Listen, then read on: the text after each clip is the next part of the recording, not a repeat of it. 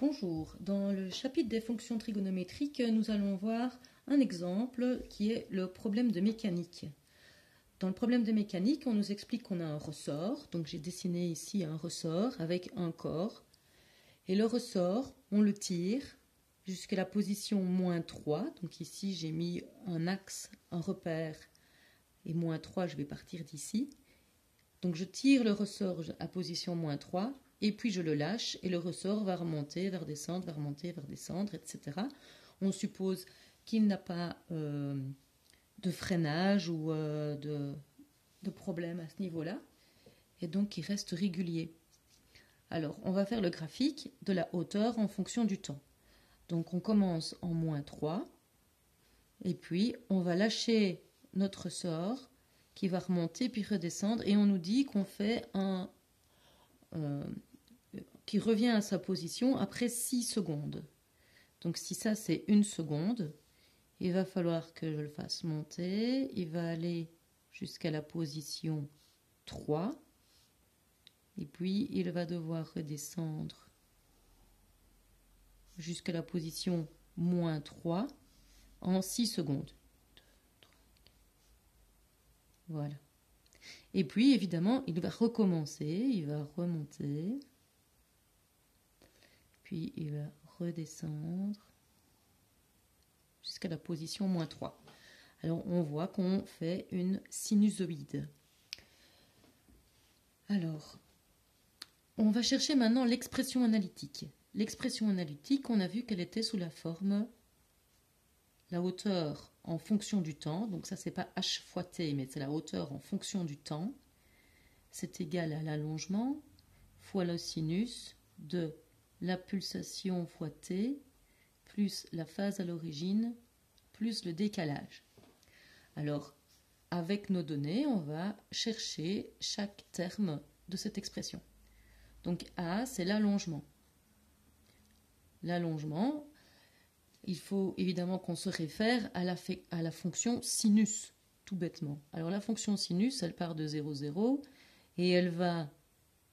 Alors si on prend une unité, si on prend que...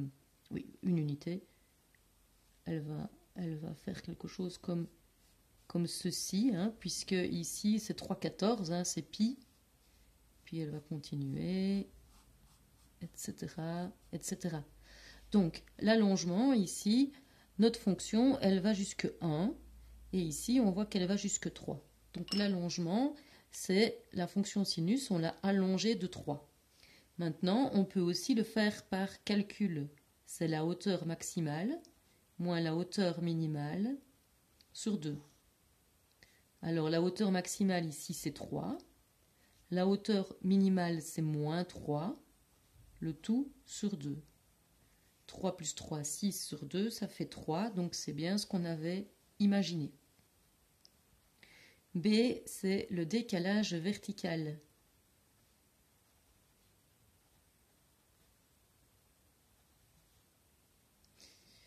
Alors, le décalage vertical, ici le sinus, on voit qu'il a un équilibre qui se situe ici.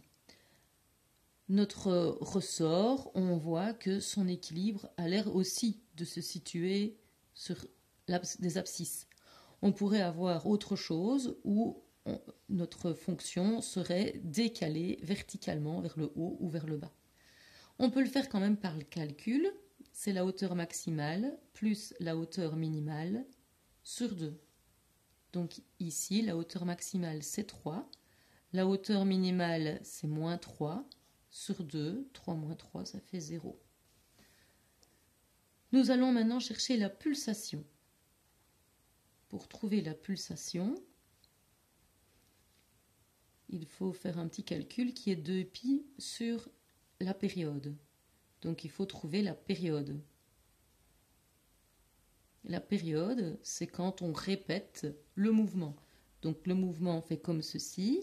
À partir d'ici, je répète le mouvement. Donc ce mouvement prend 6 secondes. La période est de 6 secondes. Donc ma pulsation va être 2π sur 6 et donc π sur 3, si je simplifie. Il me reste la phase à l'origine.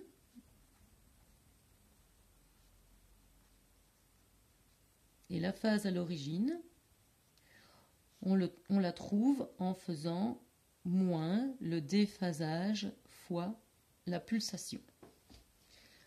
Alors D, le déphasage, on peut le trouver en regardant le graphique. On peut aussi le trouver par calcul, en cherchant le temps qu'il faut ici pour avoir passé par 0, dans ce cas-ci. Alors, qu'est-ce que c'est le déphasage? Ici, j'ai ma fonction sinus, et ici, je vois que cette fonction sinus a été décalée par ici. Elle a été allongée aussi, on sait bien, mais elle a aussi été décalée de cette longueur-ci. Cette longueur-ci a l'air d'être 1,5. Donc graphiquement, nous, on peut dire que ça fait 1,5. Et donc, on va avoir la phase à l'origine qui va être moins 1,5 fois oméga qui est pi sur 3. Attention que si le décalage se fait dans l'autre sens, le déphasage sera négatif alors. Mais alors négatif et négatif, ça va nous faire du positif. Alors ici, je peux simplifier et ça va me faire moins pi demi. Au final, j'ai trouvé mon expression analytique. La hauteur en fonction du temps, c'est égal à 3 fois le sinus de oméga, c'est pi sur 3, fois t, plus phi, et phi c'est moins pi demi, plus b, et b c'est 0. Donc voilà l'expression analytique de ce problème. Maintenant, on va passer aux questions suivantes et on nous demande la position à 5 cm. Donc si je reviens à mon graphique, pardon, c'est pas 5 cm, c'est 5 secondes. Donc après 5 secondes, 1, 2, 3, 4, 5, quelle est la position? Alors je suis ici, la position, voilà. Ça doit être cette position-ci. Ça, c'est par graphique. Maintenant, on va le faire par calcul et puis on pourra vérifier sur le graphique si ça a l'air correct. Je rappelle que le graphique, quand j'ai dessiné ici la sinusoïde, je l'ai fait à main levée comme je pouvais. Donc, je ne peux pas vraiment me fier au graphique pour être certaine de mes réponses. Donc, ce qu'on sait ici, c'est que t est égal à 5. Donc, je vais reprendre l'expression analytique que j'avais trouvée et je vais remplacer t par 5. Je vais donc avoir h de 5, c'est égal à 3 fois sinus de pi sur 3, alors fois t, donc ici ce sera fois 5, moins pi demi. Alors je calcule tout ça avec la calculatrice. Attention, la calculatrice, bien vérifier qu'elle est en radians. Et je vois que ça me donne moins 3 demi. Je peux donc dire, après 5 secondes, le corps se trouve à la position moins 1,5 cm. Alors, graphiquement, ça a l'air plausible. Moi, c'était plutôt moins 1,7, mais bon, voilà. J'ai quand même fait un graphique à main levée, donc c'est pas très fiable. La dernière question, maintenant, on nous demande quand est-ce que ce corps se situe à 2 cm, à la position 2 cm, pendant les 10 premières secondes. Alors, je vais regarder la position 2 cm. Je cherche. Bon, tant pis. La position 2 cm, je suis ici. Et donc, je vois que à 2 cm, je suis à 2 cm par exemple à 2,1 seconde et à 2, 3, et à 4 secondes. Mais alors j'ai encore ici, plus loin, hein, parce que le mouvement se répète. Ici, donc 6, 7, 8 secondes et demie. Et ici encore, hein, donc 9, 10. Ah, bah ici par contre, par exemple, je suis après 10. Donc puisqu'on me demandait les 10 premières secondes, celui-ci peut-être qu'il n'interviendra pas. Mais de nouveau, comme j'ai tracé un petit peu comme je pouvais, il est possible que ce soit faux. Alors, cette fois-ci, ce qu'on sait, on sait la hauteur, c'est la hauteur qu'on nous a donnée. On sait que h est égal à 2. Je vais donc reprendre ce que j'ai trouvé ici et je vais remplacer h par 2. Donc, 2, c'est égal à 3 fois le sinus de pi sur 3t moins pi demi. Je recopie ce qu'il est marqué sur la feuille. Alors, à savoir que cette fois-ci, ce qu'on cherche, c'est t. L'inconnu, c'est bien, on nous demande bien quand, donc l'inconnu, c'est le temps. Ok, alors, on arrive en fait avec une équation trigonométrique comme celle qu'on avait fait avant.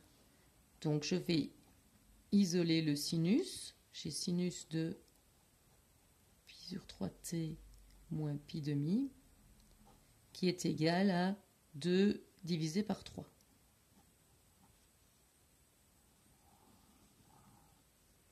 Donc, je vais faire un petit cercle rapide. Donc ici, on me dit que le sinus fait 2 tiers. Voilà, le sinus, je rappelle que c'est la verticale. C'est l'ordonnée de l'angle, et donc voilà l'angle qui va me faire un sinus de 2 tiers. Mais attention, il n'y a pas que cet angle-ci, il y a aussi celui-ci qui va me donner un sinus de 2 tiers. Donc, les deux angles, comment sont-ils? Ils sont supplémentaires.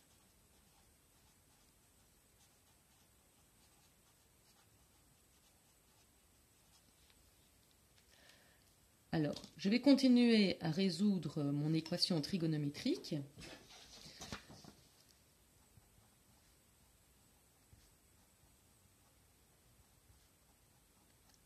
Mais 2 tiers, je ne l'ai pas sur le grand cercle ou dans le tableau des valeurs particulières. 2 tiers est une valeur que je ne connais pas par cœur. Il va donc falloir que j'utilise la calculatrice pour trouver de quel angle 2 tiers est le sinus. Donc le sinus de tout ça, c'est la même chose que le sinus de arcsinus de 2 tiers. Et le sinus de arcsinus de 2 tiers, quand je fais arcsinus de 2 tiers, attention de nouveau bien être en radian, ça fait 0,73 radians. Maintenant, je suis arrivé avec sinus de quelque chose égale sinus de quelque chose, je peux enlever les sinus et j'aurai donc pi sur 3 de t moins pi demi est égal à 0,73. 0,73, mais on peut aussi lui rajouter, lui enlever des tours, on arrive au même endroit, donc plus k fois 2pi. Et on a l'autre angle qu'il ne faut pas oublier, qui est le supplémentaire. Donc on a la même chose, pi sur 3t moins pi demi, c'est égal à pi moins 0,73, donc ça c'est pour faire le supplémentaire, plus k fois 2pi. Alors je vais prendre ma calculatrice et je vais calculer, et ici je vois que ça fait 2,412. Je vais isoler le t en faisant passer le moins pi demi de l'autre côté, ça me fait pi demi plus 0,73 plus k fois 2pi, et pi demi plus 0,73 avec la calculatrice, je vois que ça fait 2,301. Ici aussi, je vais faire passer le pi demi de l'autre côté. Et avec la calculatrice, je vois que pi demi plus 2,412, ça me fait 3,983. Et puis je veux t, donc je vais diviser par pi sur 3. Attention, je divise tout par pi sur 3. Ici aussi.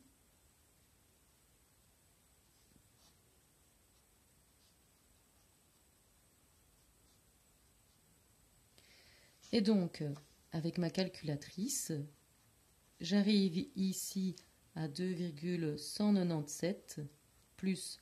Alors, je rappelle que quand on divise par une fraction, c'est comme multiplier par l'inverse du dénominateur. Donc, 2pi fois 3 sur pi. Les pi vont se simplifier et il reste 2 fois 3, 6.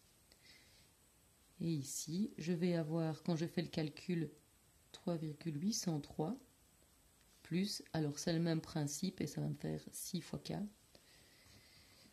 Voilà, là j'ai trouvé les solutions.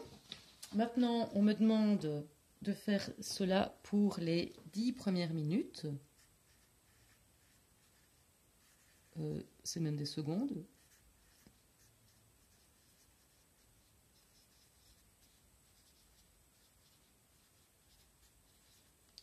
Alors, la première fois que je passe par 2 cm, c'est quand t est égal à 2,197 secondes. La deuxième fois, c'est quand t est égal à 3,803 secondes. La troisième fois, c'est 6 secondes plus tard, puisque c'est répétitif. Donc je passe ici après 2,197. Bon, ben, ça a l'air correct sur mon dessin, 2,197. Et puis je passe par le deuxième après 3, je ne sais plus combien. Et puis je vais repasser 6 secondes plus tard, ici. Et donc là, je serai 2,197 plus 6, ça me fait 8,197. Et puis encore ici, 3,803 plus 6, ça fait 9,803.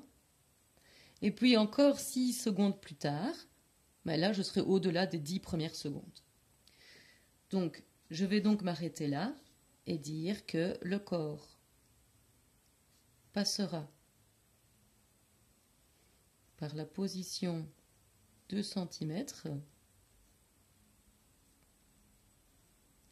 après 2,197 secondes et encore 3,803 secondes et encore 8,197 secondes et enfin 9,803 secondes.